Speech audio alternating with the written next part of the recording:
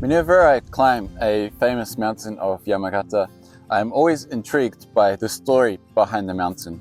So many of these mountains have, well, actually all of them have some sort of interesting story. For example, some mountains were castles in the past, or where serious wars happened, or you've got mountains that are the stuff of legend. Mount Haguro, for example, is a mountain where Yamabushi train and have trained for centuries.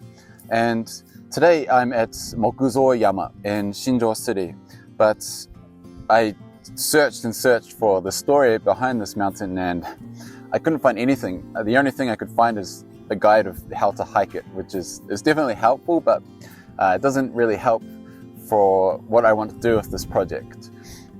And so when I was coming here, when I was driving up the mountain, so I was in the middle of the rice fields. So we just passed through Shinjo City and I was coming up the rice fields. And on the left, I saw a sign. And this sign said that it had a picture of these three mountains. One of them is Mokuzo-yama. And it had a picture of the three mountains and it said, but it wasn't Mokuzo-yama that it was pointing to, it was a different mountain, and it said this mountain was a tate, which is the old word for a castle. And so I hadn't come across this at all when I was doing my research for this mountain. And so to find a sign on the side of the road telling me that there was actually a castle, there was actually a castle on the side of on one of these mountains here is just, why don't you put that on the internet? Like, I don't know. People like wonder why Tohoku only gets so few percent of the foreign tourism in Japan. But one of the reasons is myself included, we are just not the best at putting ourselves out there. So I want to do something about that. But for today, so let me tell you the story about that mountain castle, because it's quite interesting and it links to a few of the other legends around these mountains. One of which is Yama, which is just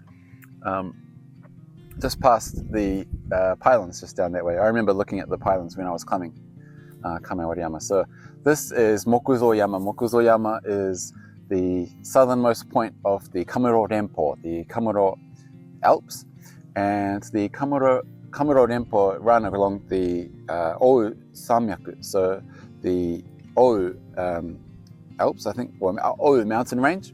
And this mountain range is the longest mountain range in Japan, but the Ou mountain range, not the Kamuro Renpo.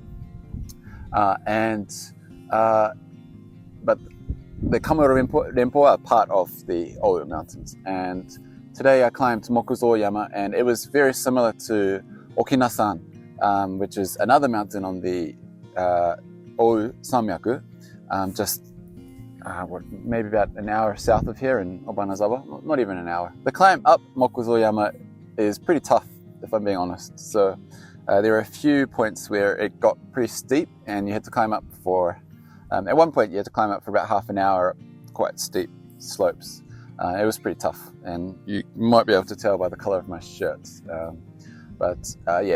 it's not for the faint of heart.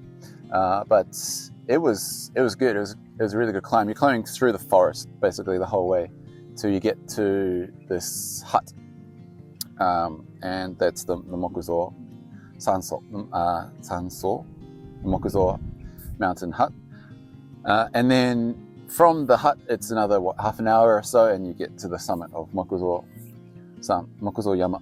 And then I'm going to go back down.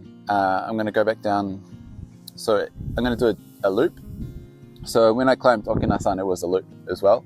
But I'm going to do a loop. So you head back to the mountain hut, and then I'm just going to keep going clockwise back down to where I parked my car at the Yamaya entrance.